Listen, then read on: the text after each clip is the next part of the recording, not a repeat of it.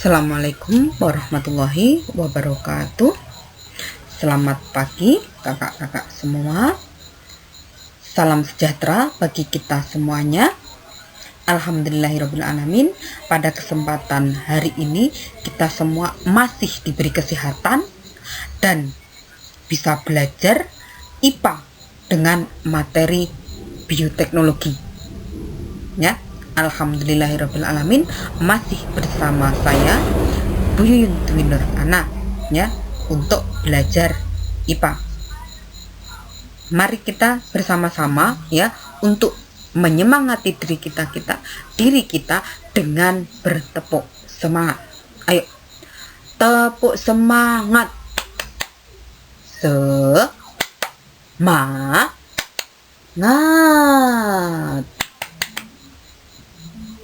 Semangat.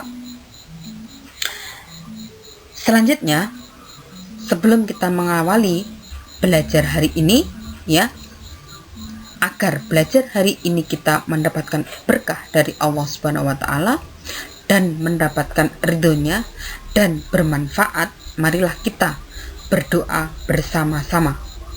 Berdoa dipersilahkan. Berdoa selesai.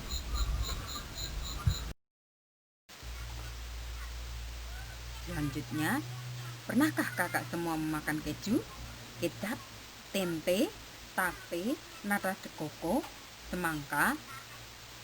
Ayo, kalau pernah, sebenarnya itu semuanya adalah bantuan dari siapa sih? Kira-kira yuk kita berpikir, ya.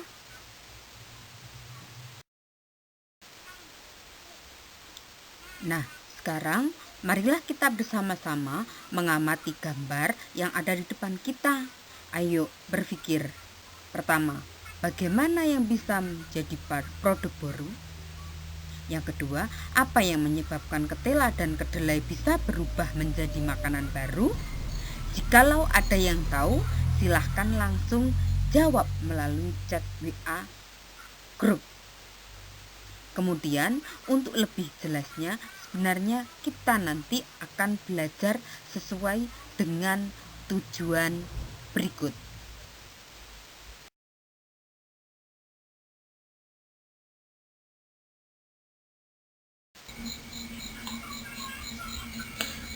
Nah, tujuan pembelajaran yang akan kita capai, ya, dalam pembelajaran ini yang pertama, ya, nanti kakak-kakak semua bisa menganalisis asal-usul tempe dan tape, ya.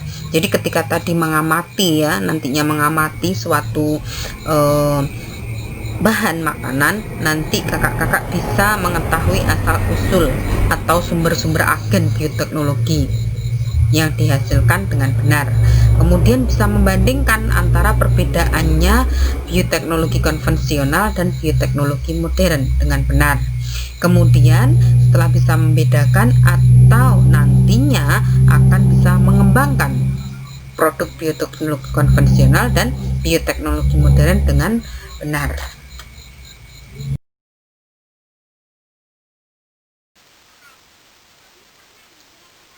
Setelah mengetahui tujuan yang akan kita capai pada pertemuan pertama ini, silahkan anak-anakku semua, kakak-kakakku semua mengamati, menyimak, ya, gambar yang ada di slide tersebut. Kemudian buatlah minimal 2 pertanyaan yang berhubungan dengan gambar tersebut. Kaitkan dengan materi yang kita pelajari, yaitu bioteknologi. Kemudian yang sudah mendapatkan 2 pertanyaan, ya, silahkan langsung diketik di chat WA grup.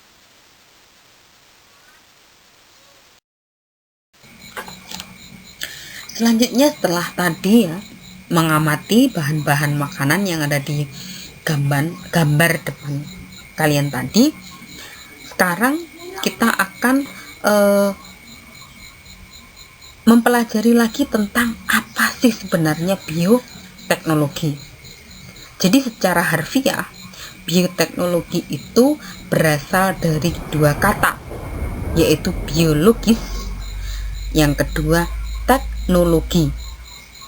Ya, biologis ya itu artinya kehidupan, ya, dan teknologi ya itu dalam lingkup ilmu terapan, ya. Jadi bioteknologi itu ilmu atau teknologi terapan yang menggunakan makhluk hidup sebagai komponen penting dalam produk atau barang atau jasa yang bermanfaat bagi kehidupan manusia.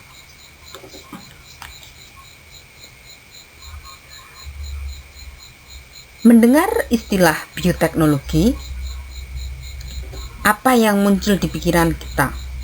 Ya, mungkin terdengar seperti yang sering terdengar, ya, misalnya bisa digunakan di kehidupan sehari-hari. Jadi sebenarnya cabang ilmu yang mempelajari pemanfaatan makhluk hidup, ya, contohnya bakteri, jamur, ya, maupun produk dari makhluk hidup, ya, misalnya enzim, alkohol dalam proses produksi untuk menghasilkan barang dan jasa. Jadi, ya, boleh dikatakan bahwa, ya, penerapan sistem biologis dan organisme untuk proses teknis dan industri, ya, yang berguna untuk kesejahteraan manusia, yaitu bioteknologi. Lanjutkan dengan prinsip dasar bioteknologi, ya, yang merupakan suatu rangkaian proses dalam tingkatan bioteknologi itu sendiri. Proses tersebut, ya, diantaranya ada fermentasi, ya, proses mengubah bahan kompleks menjadi lebih sederhana menggunakan bantuan mikroorganisme, ya, itu fermentasi. Kemudian proses dari prinsip dasar bioteknologi itu ada seleksi dan persilangan, kemudian ada analisis genetik, ada kultur jaringan, ada rekombinasi DNA, dan ada analisis DNA. Nah, itu prinsip dasar dari bioteknologi.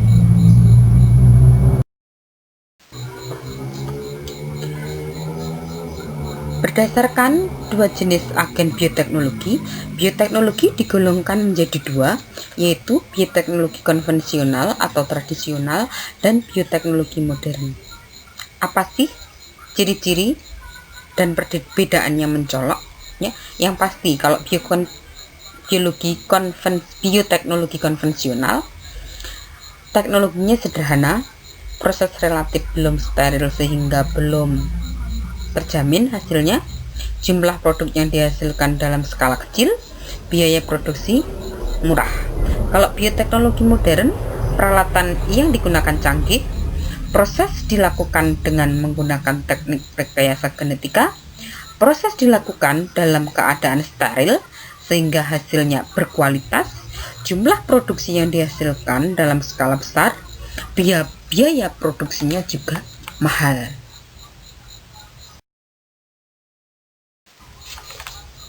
Selanjutnya kita ke bioteknologi konvensional, ya, atau bioteknologi tradisional. Suatu penerapan bioteknologi yang sudah digunakan sejak ilmu pengetahuan belum berkembang pesat. Bioteknologi konvensional terbatas pada peran organisme melalui fermentasi dalam skala kecil dan proses pembuatannya masih sangat sederhana. Biasanya, jenis konvensional memanfaatkan mikroorganisme, contohnya pada proses fermentasi. Contoh-contoh produk bioteknologi ini, ya, ini Ibu sudah menuliskan di gambar, ya. Jadi ibu juga akan membacakan, misalnya yang pertama tempe. Tempe itu asalnya dari bahannya kedelai ya. Kemudian adanya fermentasi dari mikroorganisme yaitu Rhizopus oligosporus. Kemudian kecap bahannya juga kedelai ya, dia fermentasi dari mikroorganisme Aspergillus soyae dan Aspergillus bentii. Kemudian tape bahannya itu dari kedelai, kemudian fermentasi mikroorganisme Saccharomyces cerevisiae. Kemudian tauco itu bahannya juga kedelai, dia fermentasi mikroorganisme Aspergillus oryzae. Kemudian yogurt, dia bahannya susu ya, dia berfermentasi hasil fermentasi dari mikroorganisme Streptococcus lactobacillus bulgaricus. Kemudian keju bahannya juga susu, dia fermentasi mikroorganisme dari Lactobacillus lactis dan Lactobacillus vulgaris. Kemudian mentega, dia juga bahannya susu, dia proses fermentasi mikroorganisme Streptococcus lactis. Nah, itulah contoh-contoh ya dari penerapan bioteknologi konvensional. Selanjutnya, untuk yang kedua yaitu bioteknologi modern. Bioteknologi modern meliputi sejumlah teknik yang melibatkan manipulasi gen, sel, dan jaringan hidup secara sengaja dengan cara yang dapat diprediksi dan dikendalikan. Tujuannya untuk mengubah organisme atau menghasilkan jaringan modern.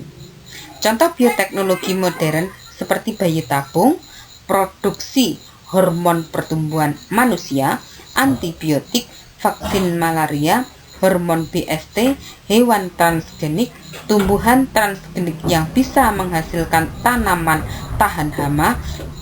Dan pernahkah kalian mendengar hasil cloning yaitu domba Dolly? Nah, di sini bisa kalian lihat di gambar ya. Di situ merupakan seekor domba Dolly ya, hasil cloning mamalia ya dari sel dewasa. Nah, ini yang pertama kali di dunia ya dihasilkan yang namanya cloning.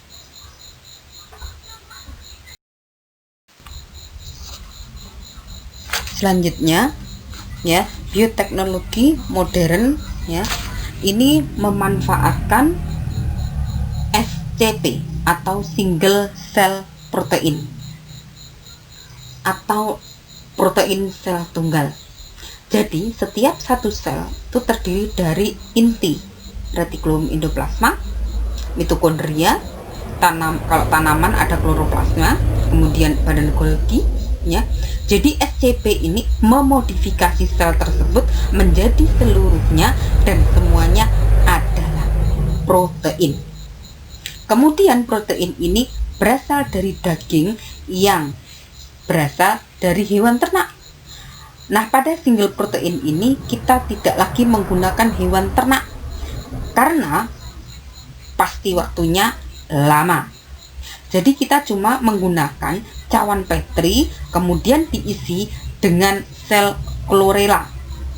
Nah, Chlorella sp ini memodifikasi menjadi single cell protein atau menggunakan protein.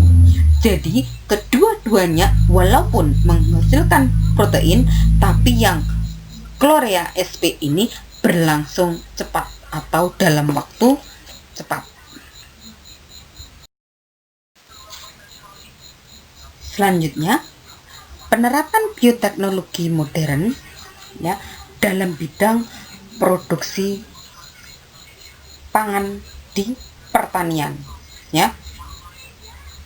Pada tanaman ya itu pasti membutuhkan yang namanya nitrogen atau N2 dari udara. Tanaman tidak bisa mengambil langsung Jadi N2 harus ke tanah dulu, baru bisa diserap oleh tanaman. Kemudian hanya tanaman-tanaman tertentu saja yang bisa menyerap nitrogen langsung, yaitu tanaman kacang-kacangan atau masuk dalam famili Leguminosae. Tanaman ini bisa mengikat N2 karena memiliki bakteri yang namanya Rhizobium sp. Jadi maksudnya akar dari kacang-kacangan itu bersimbiosis dengan Rhizobium sp, maka bisa menyerap langsung dari udara. Apabila kita bisa membuat suatu tanaman yang bisa mengikat Rhizobium itu pada tanaman yang bukan famili Leguminosae, jadi bisa meningkatkan kadar panen dari tanaman itu. Contohnya, ada tanaman Leguminosae yang akar-akarnya punya Rhizobium. Anggap aja pada tanaman A, ya. Kemudian pada tanaman B, akarnya tidak mempunyai Rhizobium atau biasa saja. Jadi harus membutuhkan pupuk kimia untuk suplai nitrogen tersebut. Tetapi kalau kita bisa membuat bakteri Rhizobium hidup di tanaman B tadi yang pada normalnya tidak bisa, jadi kita bisa menghilangkan penggunaan pupuk kimia. Akibatnya kita bisa menghemat pengeluaran dana untuk membeli pupuk kimia tersebut dan juga mengurangi pencemaran. Nah, jadi kita sudah tahu bahwa teknologi ini merupakan suatu single cell protein atau protein sel tunggal dengan memanfaatkan penggunaan Rhizobium.